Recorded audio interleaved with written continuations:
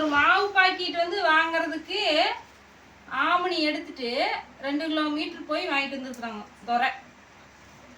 அதில் வந்து ஆல்ரெடி சாம்பார் வீட்டில் இருந்துச்சு, ரசம் இருந்துச்சு, வெறும் சாப்பாடு மட்டும் வச்சுக்கலான்னு சொன்னேன். மாவு வாங்கிட்டு வந்து உன்னை காப்பாத்துற அப்படிங்கிற மாதிரி சொல்லிட்டு அந்த 6வது நகர் ஆசை இட்லின்னு கேட்டுருக்குது.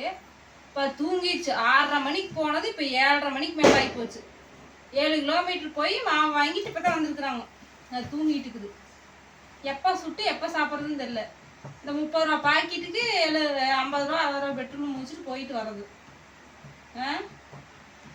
கடையில திரும்பி வந்துருவோனே, வந்து சாப்பாடு செஞ்சிரு கடையில அப்படின்னு சொல்லோனே. அதை விட்டு போட்டு ஏறிட்டு போயிட்டு அது பொய் பேசாத, போய் நியாயம் பேசிட்டு நீ வந்திருக்கிற. போன் இங்கே வச்சு போயிட்டு அப்புறம் எப்படி சொல்றது? அதுதான் போன் இது பண்ணிட்டாங்கன்னு என்ன பண்றதுன்னு சொல்லிட்டு உஷாரா வச்சுட்டு போயிட்டு. ஏன் வீரபத்ரன் நம்பர் இருந்துச்சு வாங்கி சொல்றது? பேசிட்டு இருந்தீங்க. நான் வாங்கிட்டு வந்து 4 சேர் பேசிட்டு இருந்துட்டு குழந்தை தூங்கின்னு கூட இல்ல, வாங்கிட்டு வந்து கொடுத்துட்டு போய் பேசணுங்கிறதெல்லாம் கிடையாது. வச்சுட்டு நம்ம வாட்டு பேசிட்டு சகட்டுக்கு அப்புறம் வரலாம் மெதுவா, அவங்க அப்புறம் எப்பவோ செய்யிட்டு. இப்போ நான் வந்து என்ன பண்ணுவேன், இந்த இட்லி ஊற்றி முடிச்சுட்டு நான் கிளம்பிடுவேன்.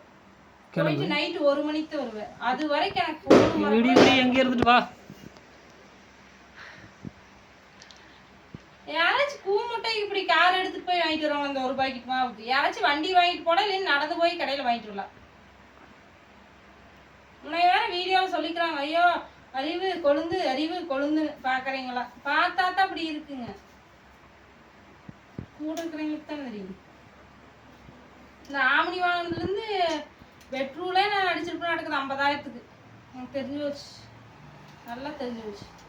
ஃப்ரெண்ட்ஸ், இன்னைக்கு வந்து நம்ம வீட்டில் இட்லி சாம்பார். சட்னி அரைக்கலாமா வேண்டாமா சுகாஸ்? சட்னி தான் உனக்கு பிடிக்காது, தேங்காய் சட்னி. இதுதான் இன்னைக்கு ஸ்பெஷல். உங்கள் வீட்டிலலாம் என்ன சமையல்னு சொல்லுங்க. சரியான கோபமாக வருகிறது. இந்த மாதிரி முட்டாள்கள் உங்கள் வீட்லேயும் இருக்கிறாங்களா அப்படின்னு சொல்லி கமெண்ட்ல சொல்லுங்க. முட்டாள் எந்திரிச்சு இல்லைங்க. வா சுகாஸ், எந்திரிச்சு வா.